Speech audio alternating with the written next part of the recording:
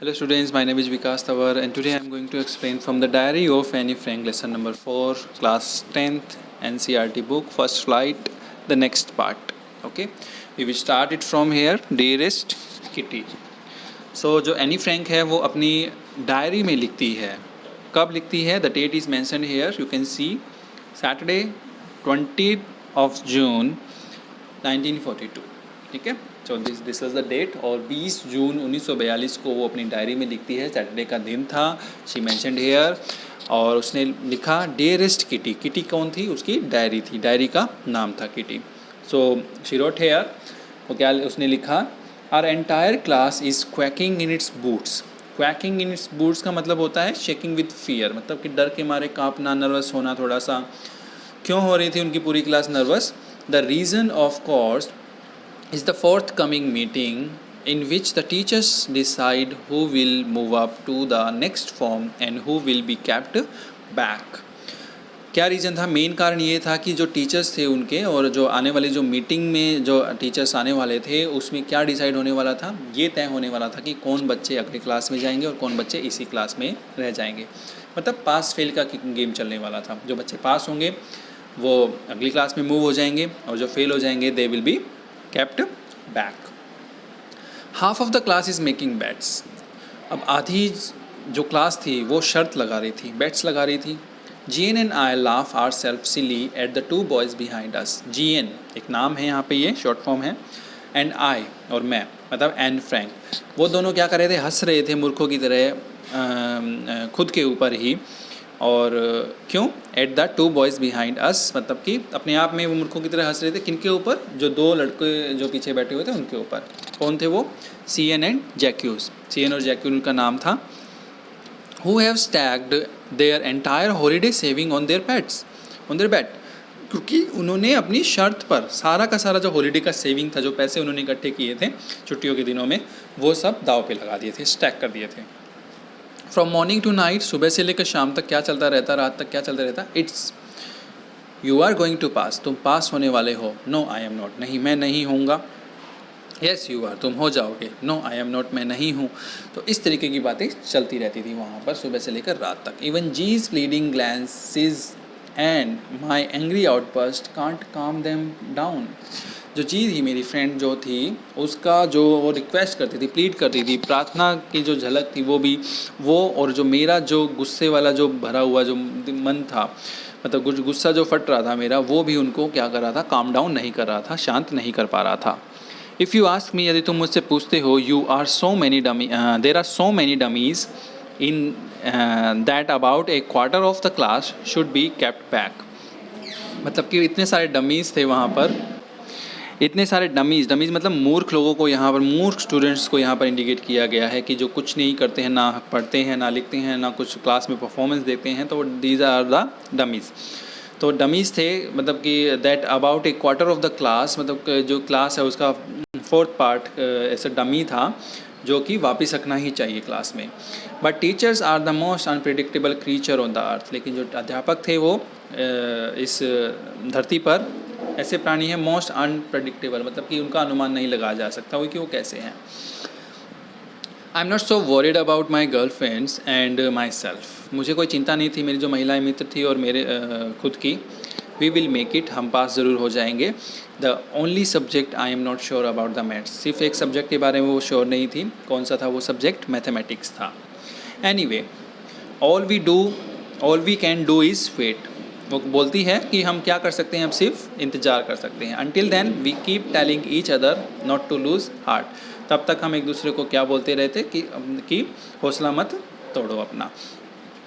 I get along pretty well with all my teachers. मैं अपने जो सारे जो टीचर्स थे उनके साथ मैं काफ़ी अच्छे से रहती थी और काफ़ी अच्छे से मुझे जानते थे वो. There are 9 of them. नो लोग थे वहाँ पर. कौन कौन थे? 7 men and 2 women. 7 तो आदमी थे और 2 औरतें थी. Mr Keesing the old fogey who teaches maths. Mr Keesing the old fogey मतलब ओल्ड फैशन, मतलब पुराने ख्यालातों वाले इंसान थे वो. हु टीचेस मैथ, जो मैथ्स पढ़ाते थे, was annoyed with me for ages because I talked so much. तो मुझसे काफ़ी ज़्यादा परेशान हो गए थे वो, क्योंकि मैं बहुत ज़्यादा बोलती थी, तो काफ़ी टाइम से मुझसे परेशान थे वो। आफ्टर सेवरल वार्निंग, उन्होंने बहुत सारी ऐसी मुझे चेतावनियाँ दी। ही असाइंड मी एक्स्ट्रा होमवर्क, उन्होंने मुझे एक्स्ट्रा होमवर्क दे दिया। एन ऐसे on the subject a chatter box, मतलब ऐसा ऐसे लिखना था, मुझे एक सब्जेक्ट दिया था, उन्होंने क्या दिया था, ए चैटर बॉक्स, मतलब एक बात तो नहीं। A chatterbox, what can you write about that, एक चैटर बॉक्स के बारे में आप क्या लिख सकते हो। I would worry about that later, I decided, फिर मैंने तय किया कि मैं इसके बारे में बाद में चिंता करूँगी। आई jotted down the title in my notebook, मैंने क्या किया, जॉटेड डाउन मतलब जल्दी जल्दी लिखना, ठीक है, जल्दी से मैंने नोटबुक अपने जो टाइटल था अपनी नोटबुक में लिख दिया। Tucked it in my bag and try to keep quiet, और मैंने उसको अपनी नोटबुक को बैग में डाल दिया और चुप रहने की कोशिश की। दैट इवनिंग, अब शाम क्या हुआ था, after I had finished the rest of my homework, जब मैंने अपना सारा काम ख़त्म कर लिया था, the note about the essay caught my eye, अब जो एसे का नोट था वो मेरी आंखों के सामने आ गया था। I began thinking about the subject के बारे में मैंने सोचना शुरू कर दिया, while chewing the tip of my fountain pen, और मैं अपना क्या कर रही थी, जो कलम थी उसके जो पेन की जो निब थी उसको वो चबा रही थी, च्यू कर रही थी वो।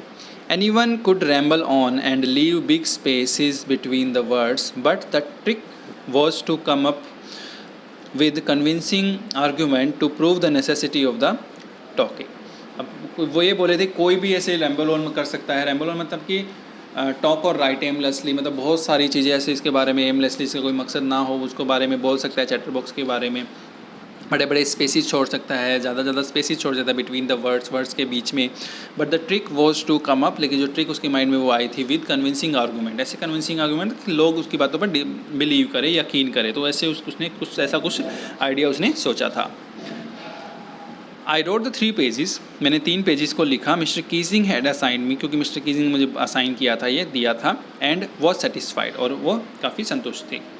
आई argued that talking is a student's trait, मैंने फिर आर्ग्यू किया कि टॉकिंग जो बोलना है वो बच्चों का क्या होता है, क्वालिटी होती है, and that I would do my best to keep it under control, और मैं इसके ऊपर काम करूँगी ताकि मैं इसको अंडर कंट्रोल कर सकूँ, इस पर मैं थोड़ा सा कंट्रोल पा सकूँ सब। But that I would never, next page पे क्या जाओ, but that I would never be able to cure myself, लेकिन इसके ऊपर मैं कभी भी काम नहीं कर पाऊँगी, इसको मैं कभी भी रोक नहीं पाऊँगी, ऑफ हैबिट, क्योंकि ये आदत कहाँ से मिली थी उसको, since my mother talked so much, क्योंकि उसकी जो मम्मी थी वो बहुत ज़्यादा बोलती थी, as much as I did, जितना मैं बोलती हूँ, इफ़ नॉट मोर, यदि ज़्यादा नहीं तो, and that there is not much you can do about inherited trait, inherited trait होता है जो आपके पेरेंट्स से जो क्वालिटीज़ मिलती हैं, ठीक है, तो उसके बारे में वो कुछ ज़्यादा कुछ नहीं कर पा रही थी, कुछ ज़्यादा कंट्रोल नहीं कर पा रही थी, because she inherited this quality from her mother, अपनी मम्मी से उसको ये सारी चीज़ें मिली थी। Mr Keesing had a good laugh at my argument, अब मिस्टर कीजिंग मतलब कि उसका जो आर्गूमेंट चल रहा था ना वो बहुत तेज़ हंसने लग गए थे। But when I proceeded to talk my way through the next lesson he assigned me a second essay, जब मैंने अगले लेसन को पढ़ना स्टार्ट किया था, उसके बारे में बात करना स्टार्ट किया था, तो उन्होंने मुझे क्या किया, दूसरा एसे असाइन कर दिया। This time it was suppose to be an incredible chatterbox बॉक्स, इनक्रेडिबल मतलब something that can not be corrected, जिसको कोई ऐसा जिसको हम करेक्ट नहीं कर सकते, तो ऐसा कुछ बात तो नहीं, उनका कोई ऐसा कुछ ऐसे उन्होंने उनको दे दिया।